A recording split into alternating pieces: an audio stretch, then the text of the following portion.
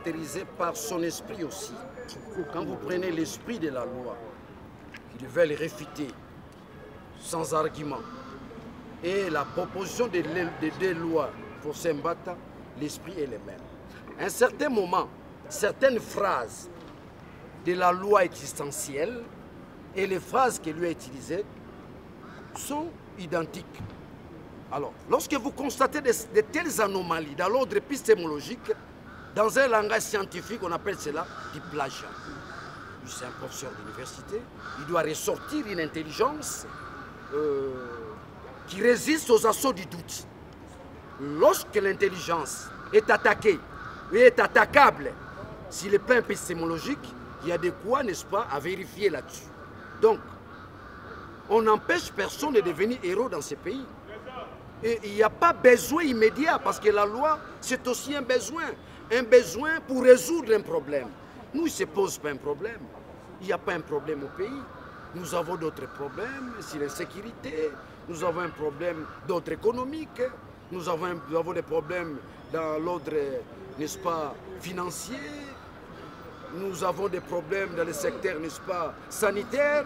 Donc c'est là où on devait puiser, n'est-ce pas, des lois, juste pour pallier aux problèmes, n'est-ce pas, de nos concitoyens. Mais lorsque nous venons avec des lois sentimentales, lorsque nous venons avec des lois devant plaire au régime, lorsque nous venons avec des lois juste pour plaire à un individu qui vous soupçonnez que réellement c'est un héros national, c'est dangereux.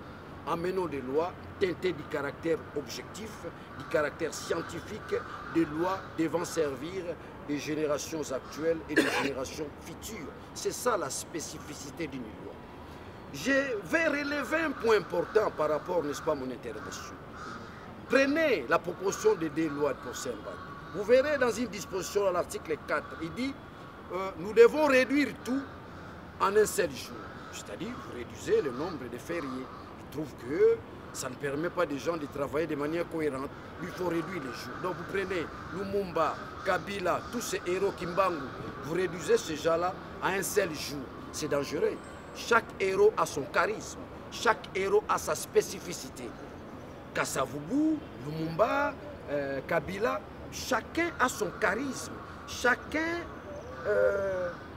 s'est montré humain par rapport à son intelligence, par rapport à sa perception, n'est-ce pas, du monde, dans ce sens-là. Donc, c'est une loi qui ne vient pas nous mettre ensemble, c'est une loi qui porte des germes, n'est-ce pas, de conflits.